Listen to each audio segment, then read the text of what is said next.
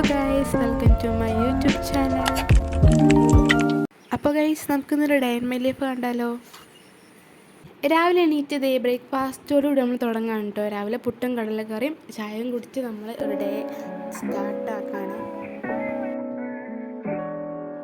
എന്നിട്ട് വീട്ടിൽ നല്ല ഫ്രഷ് ആയിട്ടുള്ള ആട്ടിയ വെളിച്ചെണ്ണ ഇരിക്കുന്നുണ്ടായിരുന്നു. അപ്പോൾ ഞാൻ വിചാരിച്ച് ഒരു തട്ടിക്കൂട്ടിൽ ഹെയർ ഓയിൽ ഉണ്ടാക്കുന്നുള്ളത്. അപ്പോൾ ഞാൻ 2 ചെമ്പരത്തിൻ്റെ പൂവും ഉലുവ എടുത്തിട്ടുണ്ട്, പിന്നെ 2 ചെമ്പരത്തിൻ്റെ ഇലയും, പിന്നെ കുറച്ച് മുരിങ്ങയുടെ ഇല എടുത്തിട്ടുണ്ട്, പിന്നെ വേപ്പിലെടുത്തിട്ടുണ്ട് കേട്ടോ.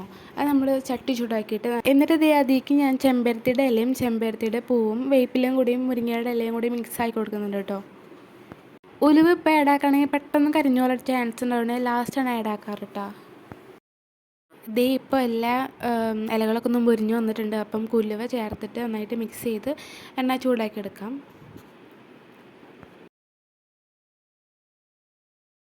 അങ്ങനെ ഗൈസ്, നമ്മുടെ തട്ടിക്കുട്ടിയുള്ള ഹെയർ ഓയിലൂടെ റെഡിയാണ്.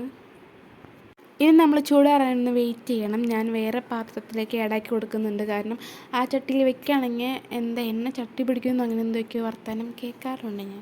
ഞാൻ വേറെ പാത്രത്തിൽ ആഡാക്കി. എന്നിട്ട് ഹെയർ ഓയിൽ ചൂടാറി കഴിഞ്ഞപ്പോൾ ഞാൻ വേറൊരു കുപ്പിയിലേക്ക് ആഡാക്കി കൊടുത്തിട്ടുണ്ടായിരുന്നു. എന്നിട്ട് ഞാൻ കുറച്ച് ആവണക്കെണ്ണയും കൂടെ ഒന്ന് മിക്സാക്കി കൊടുത്തിട്ടോ.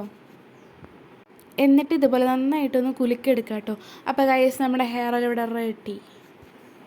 പിന്നെ ഗൈസ്, 2 മണിയൊക്കെ ആയപ്പോൾ ഞങ്ങൾ വെറുതെ ഇരിക്കേണ്ടതെന്ന് വെച്ചിട്ട് തൃശ്ശൂരുള്ള എക്സിബിഷൻ ഒന്ന് കാണാൻ പോയി. നിങ്ങൾക്ക് കാട്ടിത്തരാം.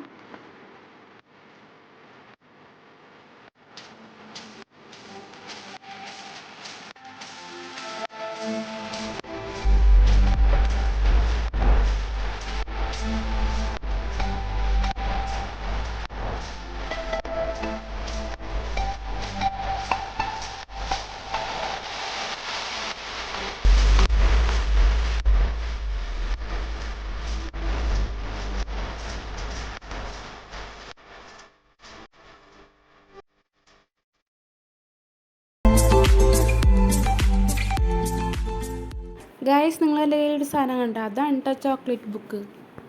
പിന്നെ സ്നിക്കേഴ്സിൻ്റെ റബ്ബർ ഉണ്ടായിരുന്നു, അതും നല്ല ചോക്ലേറ്റിൻ്റെ മണം തന്നെയായിരുന്നു. പിന്നെ ക്യൂട്ട് പേനകളൊക്കെ ഉണ്ടായിരുന്നു കേട്ടോ. പിന്നെ റബ്ബറൊക്കെ ഉണ്ടായിരുന്നു, കട്ടർ ഉണ്ടായിരുന്നു, ബർഗർ. എനിക്ക് ഞാൻ എക്സിബിഷന് പോകണമെന്ന് പറഞ്ഞപ്പോൾ ഒരു ബുക്കിന് നോട്ടിട്ട് വെച്ചിട്ടുണ്ടായിരുന്നു വാങ്ങണം എന്നുള്ളത്. പക്ഷേ ഇവിടെ എത്തിയപ്പോൾ നല്ല റേറ്റ്. ഈ ബുക്കാണ് കേട്ടോ. ഇതിനെന്തോ ഓൺലൈനിൽ 115 ഉള്ളൂ. പക്ഷേ ഇവിടെ എത്തിയപ്പോൾ 350. നമുക്ക് മീഷോ തന്നെ മതി. അതൊക്കെ അത്രേ ഉള്ളൂ.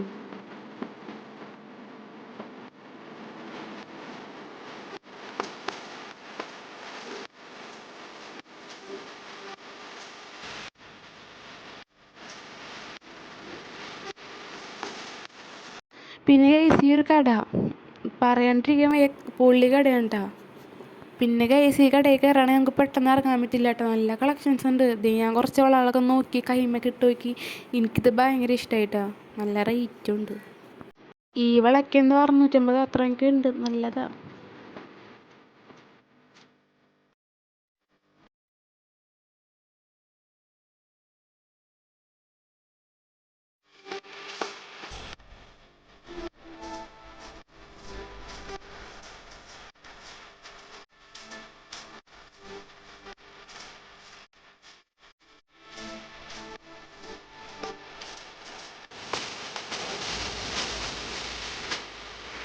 പിന്നെ ഇതാഴ്ചപ്പോൾ ഒരു പൈനാപ്പിൾ ജ്യൂസ് കുടിച്ചിട്ട് നടന്നിട്ടാ.